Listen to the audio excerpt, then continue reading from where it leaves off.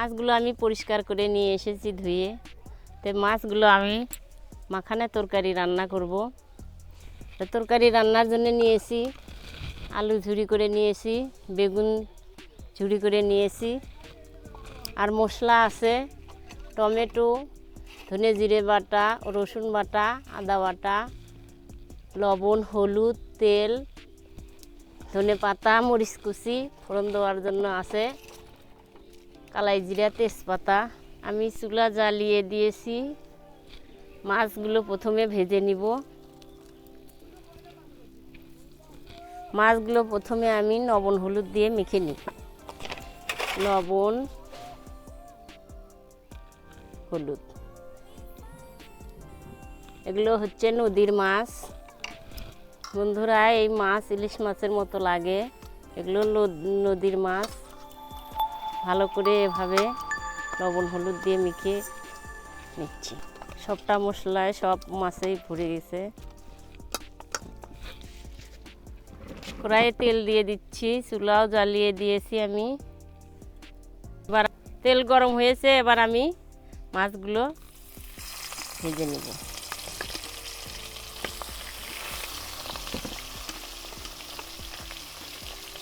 এখানে আমার 6 পিস মাছ আছে, 3 পিস দিয়ে দিলাম আর 3 পিস রইল, পরে ভেজে নেব।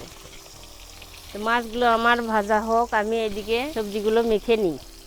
আমি সব সবজি মেখে রান্না করব। কুচানো পেঁয়াজ, মরিচ, আদা বাটা, ধনে জিরে বাটা, রসুন বাটা, হলুদ, পরিমাণ মতো লবণ, সাদা তেল। আপনারা এখানে সর্ষের তেল দিয়ে রান্না করতে পারেন, আমি সাদা তেল দিয়েই রান্না করলাম। মাছগুলো এখন দেখুন আমার এক পিসে ভাজা হয়েছে, আমি উল্টে দিচ্ছি।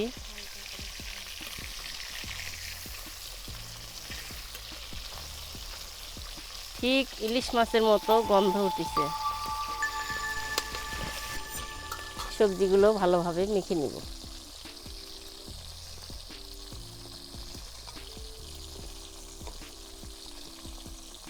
এখন সবজিগুলো যত মাখিবেন তত স্বাদ লাগবে।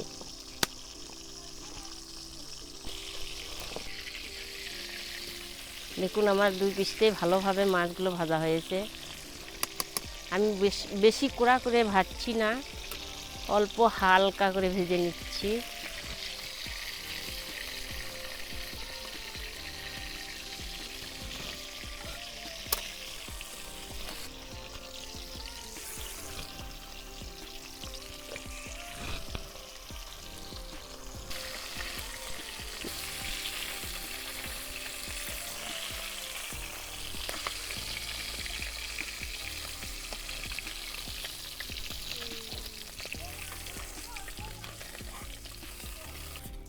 ফোড়নে দিচ্ছি কালো জিরে, শুকনো মরিচ আর 2টো তেজপাতা।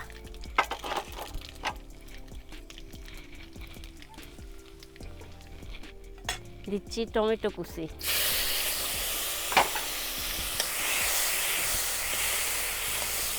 টমেটো সিদ্ধ হওয়ার জন্য সামান্য লবণ দিচ্ছি।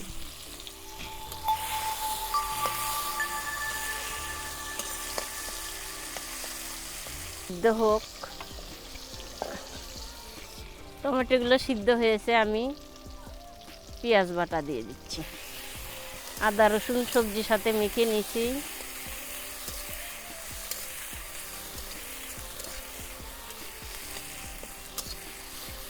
পেঁয়াজের কাঁচা গন্ধ চলে গেছে, আমি এবার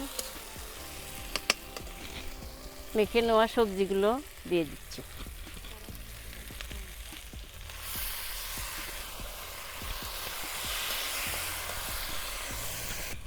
সবজিগুলো সিদ্ধ হওয়ার জন্য সামান্য জল দিয়ে দিচ্ছি। উপর দিয়ে তেল দিয়ে দিচ্ছি। ঢাকা দিয়ে সবজিগুলো সিদ্ধ করে নিব। তরকারি ফুটে উঠলে আমি মাছগুলো দিই।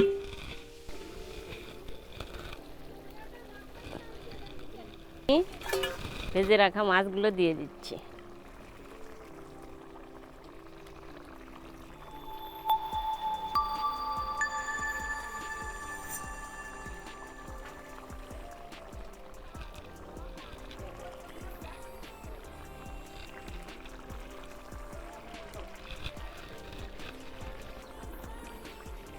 মাছগুলো দিয়ে দিচ্ছি, এবার আমি ঢেকে দেব।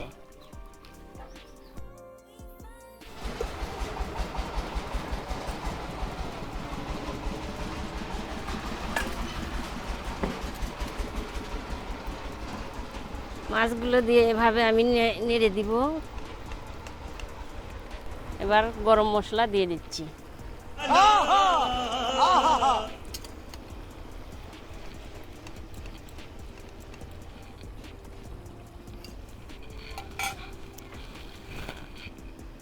কুচিয়ে রাখা ধনেপাতাগুলো দিয়ে দিচ্ছি।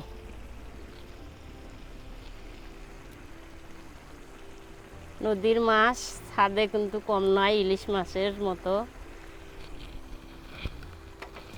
এবার নামিয়ে নিব।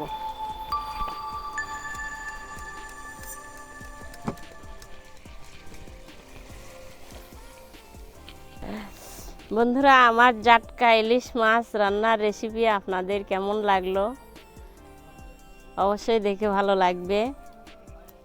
যারা আমার পরিবারের একজন হয়ে গেছেন তাদেরকে ধন্যবাদ। এখনও যারা সাবস্ক্রাইব করেননি তাড়াতাড়ি সাবস্ক্রাইব করবেন,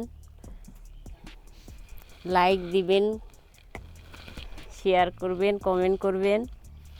ধন্যবাদ। আবার দেখা হবে নতুন আরেকটি ভিডিও নিয়ে।